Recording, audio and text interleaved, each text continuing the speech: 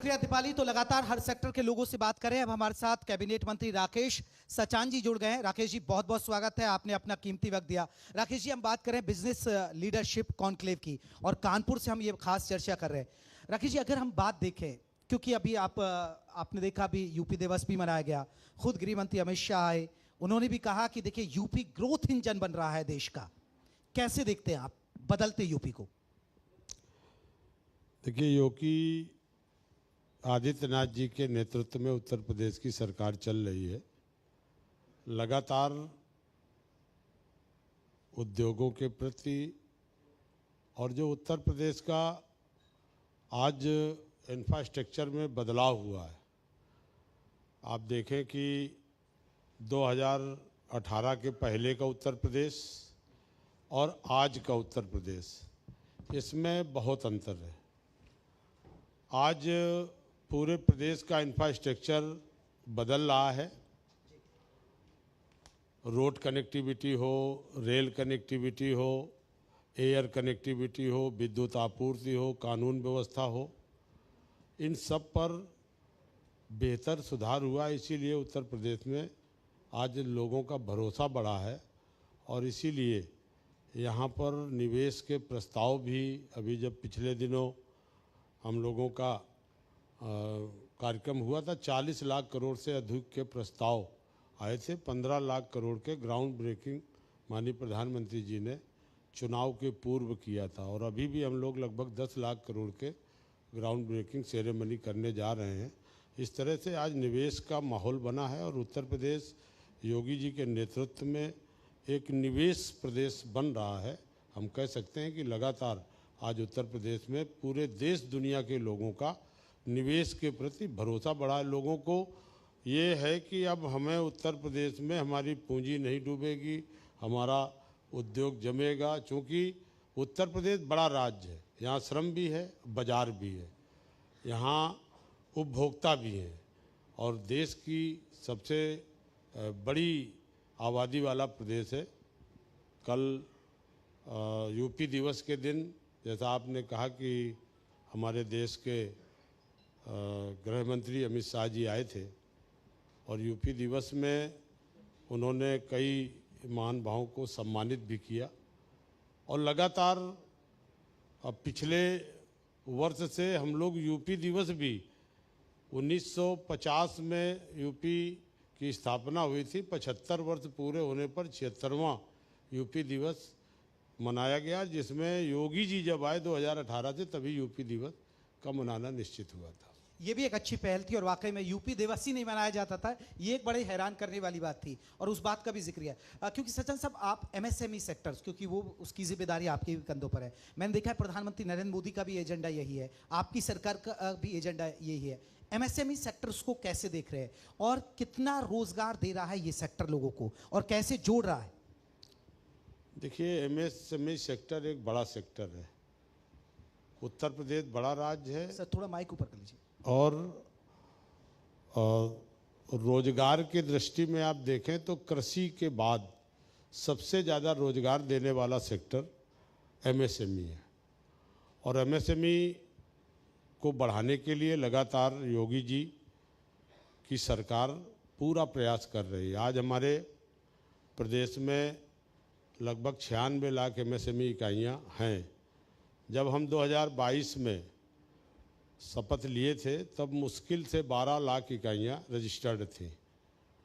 हमने प्रयास किया, पूरे उत्तर प्रदेश में जितने भी उद्यमी संगठन थे उनको और अपने सारे अधिकारियों को लगा करके 75 जिलों में प्रयास किया। आज उद्यम पोर्टल पर लगभग 80 लाख इकाइयाँ रजिस्टर्ड हो गई हैं। ये एक बड़ी उपलब्धि उत्तर प्रदेश में हुई है जो उद्यम पोर्टल पर रजिस्टर्ड हुई हैं। लगातार मुख्यमंत्री जी भी कहते थे कि ज़्यादा से ज़्यादा इकाइयों को रजिस्टर्ड कराने पर प्रयास विभाग करे।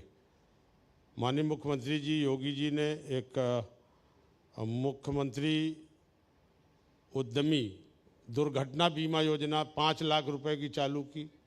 हम लोगों ने एमएसएमई में जितने भी हमारे एमएसएमई इकाइयाँ थी, वो अगर कहीं कोई टेंडर डालते तो उनको जो भी उनकी मार्जिन मनी लगती थी उसको हम लोगों ने फ्री किया। इससे लोगों को लगा और हम लोगों ने कहा कि भाई जितने भी उद्यमी रजिस्टर्ड कराएंगे तो उसमें एक संख्या रहेगी और तमाम सरकारी योजनाओं का आपको लाभ मिलेगा। इसमें लोग को जागरूकता भी आई और बड़ा रजिस्ट्रेशन हुआ और आज हम कह सकते हैं कि बड़ी इकाइयाँ रजिस्टर्ड हुई हैं।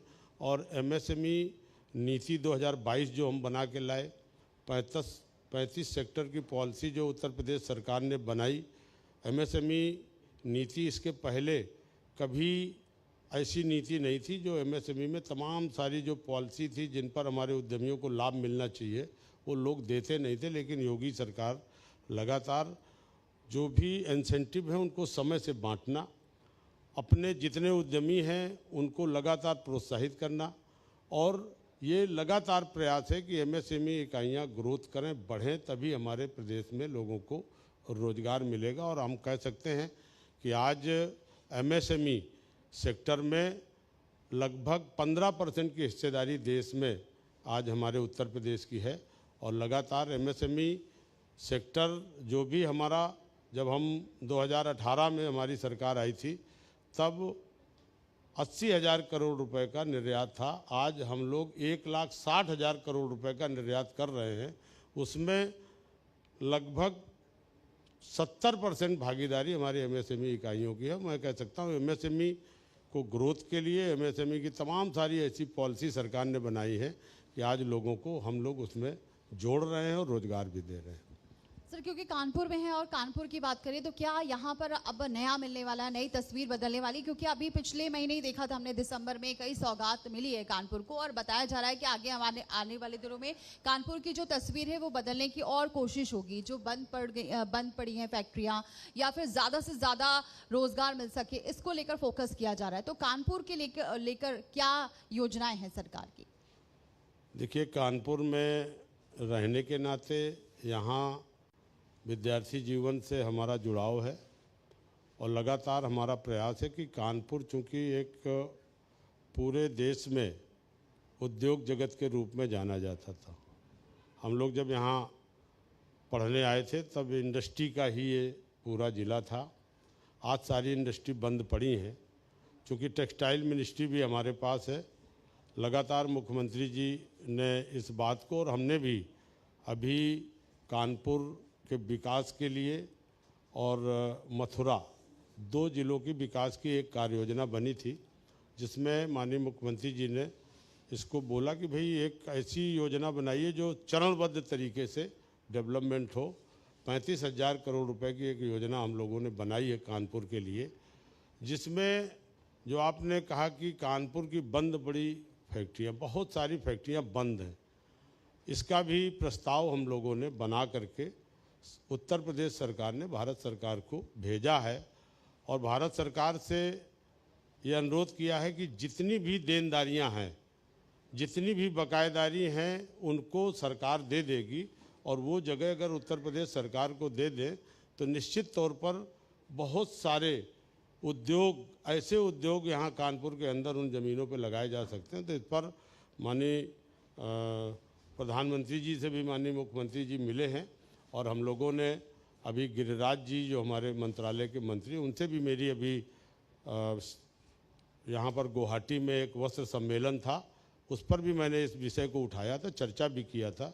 तो हमें पूरी उम्मीद है कि इस जगह पर, चूँकि विवादित है, कुछ मामला कोर्ट में है, तो निश्चित तौर पर अगर ये जगह भी मिल जाएगी तो बहुत बड़ा, चूँकि कानपुर औद्योगिक शहर है, औद्योगिक शहर होने के नाते यहाँ पर अभी भी जिस तरह से उद्योगों को प्रोत्साहन मिलना चाहिए वो हम नहीं दे पा रहे हैं। आसपास हम लोगों ने औद्योगिक पार्क बनाने की पहल की है।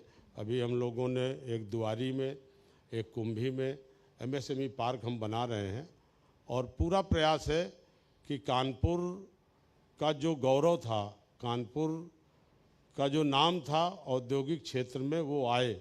ये सचिन साहब, आप खुद ही जिक्र कर रहे हैं, आपने भी खुद अपनी बातों से बता दिया कि बहुत सारी इंडस्ट्री बंद है जिस पर आप काम भी कर रहे हैं। लेकिन कानपुर एक औद्योगिक शहर, ठीक ठाक, मुझे लगता है कि सबसे ज़्यादा रेवेन्यू भी देता है, सरकार को मिलता है इस ज़िले से। लेकिन कानपुर की दिशा, कानपुर आपको रेवेन्यू देता है, औद्योगिक शहर कहा जाता है, आबादी भी ठीक ठाक है, कितना बड़ा वो होने के बाद, लेकिन पॉल्यूटेड शहर, प्रदूषित शहर माना जाता है, जाम की समस्या है, गंदगी से लोग परेशान हैं, वो चीजें क्यों नहीं बदल पा रही? और ये लोगों से हमने जाना, ये लोग खुद कह रहे हैं कि ये चीजें नहीं बदल पा रही हैं अभी तक भी। देखिए, कानपुर एक बड़ा घनी आबादी का शहर है और काफ़ी प्रयास हुआ है। सड़कों के डेवलपमेंट पर भी काम हो रहा है, सीवर लाइन और सफाई पर भी प्रयास हो रहा है। तो सरकार का प्रयास है कि कानपुर साफ सुथरा शहर बने, डेवलपमेंट हो। इसके लिए लगातार हमने अभी बोला कि 35,000 करोड़ की चरणबद्ध तरीके से योजना बनी है, जिसमें आउटर रिंग रोड भी इसमें शामिल है। हमारी जो यहाँ पर मेट्रो है, मेट्रो के दूसरे चरण का भी उसमें धन है। तमाम तरीके से आज सीएम की एक योजना है जिससे सड़कें भी बनाई जा रही हैं। लेकिन पूरा प्रयास है और आगे योगी जी के नेतृत्व में कानपुर का डेवलपमेंट भी होगा और कानपुर का गौरव भी, मैंने कहा, जिस तरह से वापस आना चाहिए उसके लिए भी योगी सरकार पूरा प्रयत्न कर रही है। और मैं ये कह सकता हूँ कि आज एमएसएमई सेक्टर में कानपुर में बहुत सारे लोग जुड़े हैं। जैसा आपने कहा, रेवेन्यू भी मिलता है। यहाँ से ही पान मसाला ईजाद हुआ, कानपुर में ही मेरे को ध्यान है। पान लोग खाते थे, पान मसाला यहीं से बना। यहीं के उद्यमी हमारे मुरली बाबू, यहीं से बन के घड़ी साबुन के जो प्रोडक्ट थे वो भी। तो तमाम सारे उद्यमी कानपुर से निकले हैं। लेकिन अब वो कानपुर छोड़ के कहीं हरियाणा चले गए या नोएडा चले गए या दिल्ली चले गए, लेकिन आज भी कानपुर से उनका जुड़ाव है और लोग कानपुर के डेवलपमेंट की इच्छा भी रखते हैं और सरकार भी पूरी तरह से प्रयत्नशील है। चलिए सचान साहब, कुछ पॉलिटिकल सवाल।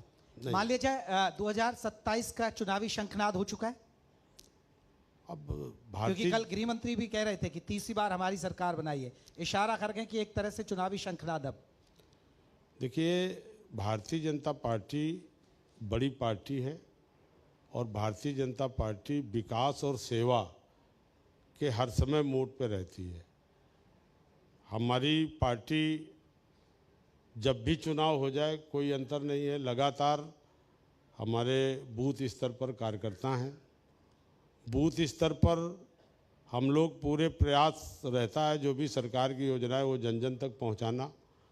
तो यहाँ कोई ऐसी स्थिति नहीं जब भी चुनाव रहे, क्योंकि भारतीय जनता पार्टी से बड़ी पार्टी हमारे दूसरी कोई ऐसी पार्टी नहीं है। और लगातार जिस तरह से डबल इंजन की सरकार काम करती है, प्रयास करती है, उससे आम जनता संतुष्ट भी है। जो भी योजनाएं हो जन जन तक पहुंचाने का हम लोग काम करते हैं। तो सचान साहब, एजेंडा क्या रहने वाला है, हिंदू मुसलमान या विकास के मुद्दे पर होगा? देखिए, विकास का मुद्दा एजेंडा है। आज एमएसएमई के सवाल पर आपने उठाया है। हाँ। हम लोगों ने एमएसएमई में 1 डिस्ट्रिक्ट 1 प्रोडक्ट बिल्कुल से पूरे उत्तर प्रदेश में एक नई पहचान 75 जिलों की यहाँ से चालू हुआ। विश्वकर्मा श्रम सम्मान योजना से हम लोग 75,000 लोगों को ट्रेनिंग देना, टूल किट देना और उनको रोजगार से जोड़ना। मैं थोड़ा सा रोकना चाह रहा हूँ, माफी के साथ। जैसे आपने विश्वकर्मा योजना का जिक्र किया, लेकिन टूल किट जो है वो लोगों तक समय तक नहीं पहुंच पाती और मुझे लगता है आपके संज्ञान में भी आया होगा। हाँ, ये दिक्कतें हैं या नहीं? नहीं, इस महत्वाकांक्षी योजना जबकि ये टूल किट में थोड़ी सी दिक्कत हुई है, क्योंकि पहले कुछ शिकायत आई थी गुणवत्ता की, तो उसको ठीक किया गया। अब टूल किट समय से पहुँचे, इसके लिए भी पूरा प्रबंध किया गया और अच्छी टूल किट लोगों को पहुँचे। विश्वकर्मा श्रम सम्मान योजना चूँकि हमारे गांव के जो परंपरागत कारीगर हैं उनसे जुड़ी हुई योजना है। 75,000 लोगों को ट्रेनिंग देना, उनको भत्ता देना, उनको टूल किट देना, तो ये भी हम लोग पहुंचा रहे हैं। दूसरा, हम लोगों ने सीएम युवा उद्यमी विकास अभियान, जो एक योजना हम लोगों ने चालू की थी हमारी योगी सरकार ने, जिसमें पिछले 24 जनवरी को इस योजना की शुरुआत हुई थी और 1.5 लाख के सापेक्ष अब तक हम लोग 1,31,000 नौजवानों को इस योजना से जोड़ चुके हैं, जिसमें 5,300 करोड़ से अधिक का लोन भी दे चुके हैं। 5 लाख बिना ब्याज, बिना गारंटी और 10% मार्जिन मनी ये भी हम दे रहे हैं। तो ये पहली योजना उत्तर प्रदेश सरकार योगी जी के नेतृत्व में 24 जनवरी को स्थापना दिवस पर चालू हुई थी और आज वो योजना चरम पर है और आगे का जो लक्ष्य है हमारा 26-27 का, इसमें हम इस योजना में लगभग 5 लाख युवाओं को जोड़ने का लक्ष्य रखा है, जिस पर हम काम कर रहे हैं। हमारी प्लज पार्क की स्कीम जो पूरे प्रदेश में जमीन का मतलब लैंड बैंक बनाने के लिए प्लज पार्क की स्कीम को भी हम चला रहे हैं, प्राइवेट लोगों को ला करके उनको जोड़ना। इसी तरह से जो आज हमारे अभी ODOC, क्योंकि ODOP जब इतनी फेमस स्कीम हुई तो उसी को लेकर के हम लोगों ने ODOC जो चलाया, जिसका कल शुरुआत हुआ है, कल लॉन्चिंग हमारे गृह मंत्री जी ने किया है। जिसमें जगह जगह स्टॉल लगाए गए, जगह जगह स्टॉल लगे थे, जिसमें आप देख रहे हैं कि ODOP के तरीके ODOC स्कीम को भी हम लोगों ने लॉन्च किया है, जिसमें कि पूरे प्रदेश के जो व्यंजन हैं उनको प्रमोट करना, उनको प्रोत्साहित करना। इससे भी लाखों लोगों को रोजगार भी मिलेगा और लाखों लोगों को प्रोत्साहन मिलेगा। और उसी में 150वीं जयंती चल रही है सरदार वल्लभ भाई पटेल जी की, हमारे मुख्यमंत्री जी ने घोषणा की थी, कल इसकी भी घोषणा माननीय गृह मंत्री जी ने किया है कि पूरे उत्तर प्रदेश के 75 जनपद पर हम एम्प्लॉयमेंट जोन और औद्योगिक जोन 100 एकड़ भूमि पर बनाएंगे, जिससे कि हमारे पूरे उत्तर प्रदेश के जो भी नौजवान हैं वो कहीं भटके नहीं, उनको एक जगह रोजगार देने का ऐसी हमारे लगभग 5 जनपद आज रेडी हैं, जिनका शिलान्यास आगे मुख्यमंत्री जी करेंगे, और लगभग 10 जनपदों पे काम चल रहा है और शीघ्र ही 75 जनपदों में हम लोग इस तरह से काम कर रहे हैं। तो ये तमाम सारी ऐसी योजनाएं हैं जिनसे चला करके हम लोग जो रोजगार देने की हमारे नौजवानों का है वो हम लोग पूरा प्रयास कर रहे हैं। और मैं ये कह सकता हूँ कि आगे के चुनाव में यही हमारा मुद्दा होगा, ना हिंदू न मुसलमान, सबका साथ सबका विकास और सबके विश्वास पर हमारा एजेंडा है। सरकार आगे चल रही है और उसी रास्ते पर हम लोग आगे काम कर रहे हैं। और भारतीय जनता पार्टी, लेकिन सर ये विपक्ष तो ये कह रहा है कि हर जगह बुलडोजर कार्रवाई हो रही है, जैसा कि आपने भी कहा घनी आबादी है, तो क्या यहाँ पर भी लगातार बुलडोजर एक्शन देखने को मिलेगा? गरीबों को सता रही है, ऐसा विपक्ष आरोप लगाता है। विपक्ष ये भी कहता है एक विशेष वर्ग पर ही बुलडोजर चलता है। देखिए ऐसा कहीं नहीं है, और ये भले विपक्ष कहता हो, सरकार नियम से काम करती है, नीति से काम करती है। अगर किसी ने अतिक्रमण कर रखा है और शिकायत है, जनता को परेशानी है, तो उस पर कानून का राज है, कानून के हिसाब से कार्रवाई होती है, ना बदले की भावना से, न कहीं पक्षपात से। योगी सरकार कानून का राज है, कानून के दायरे पर ही काम करती है। तो शंकराचार्य को कानून के दायरे में रोका गया प्रयाग?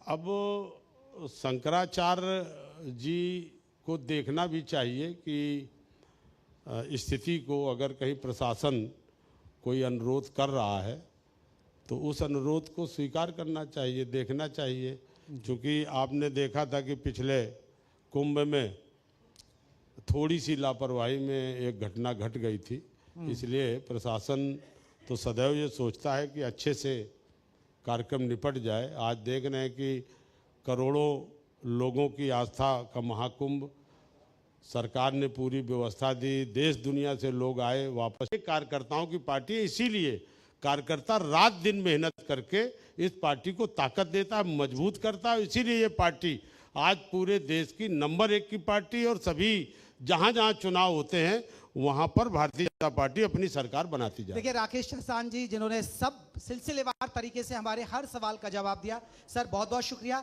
लेकिन एक सवाल का जवाब नहीं दिया, अखिलेश पसंद है या आपको राहुल गांधी पसंद है? नहीं, हम लोग तो जिस दल में हैं वहाँ काम कर रहे हैं। मैंने सब जगह काम करके देखा, तभी मैंने पूछा, तभी मैंने बोला कि यहाँ मोदी जी और योगी जी पसंद। चलिए बहुत बहुत शुक्रिया sir, thank you so much sir, आपने कीमती समय। मंच पर रहे, मैं रमेश चंद्रा सर को बुलाना चाहूंगी कि सम्मानित करें राकेश सचान जी का, क्योंकि उन्होंने हर बात कही और उन्होंने सबसे महत्वपूर्ण बात ये बताई कि कानपुर में क्या बदलाव आने वाला है अभी। और उन्होंने ये भी कहा कि बहुत सारी इकाइयां बंद हैं, लेकिन उसे खोलने की ज़रूरत है और इसीलिए सरकार इस पर प्रतिबद्ध है। लगातार वो बातचीत करते रहते हैं केंद्र सरकार से भी, सीएम योगी से भी, और आगे आने वाले दिनों में कानपुर की तस्वीर बदलती दिखेगी। जो लोग बाहर पलायन करते जा रहे हैं उनका भी यही उनका रोजगार रहेगा और पलायन करने की ज़रूरत ही नहीं पड़ेगी, और जो फैक्ट्रियां बंद पड़ी हैं वो जल्द ही सुचारू रूप से चलने लगेंगी। बहुत बहुत शुक्रिया राकेश सचान जी। अब मैं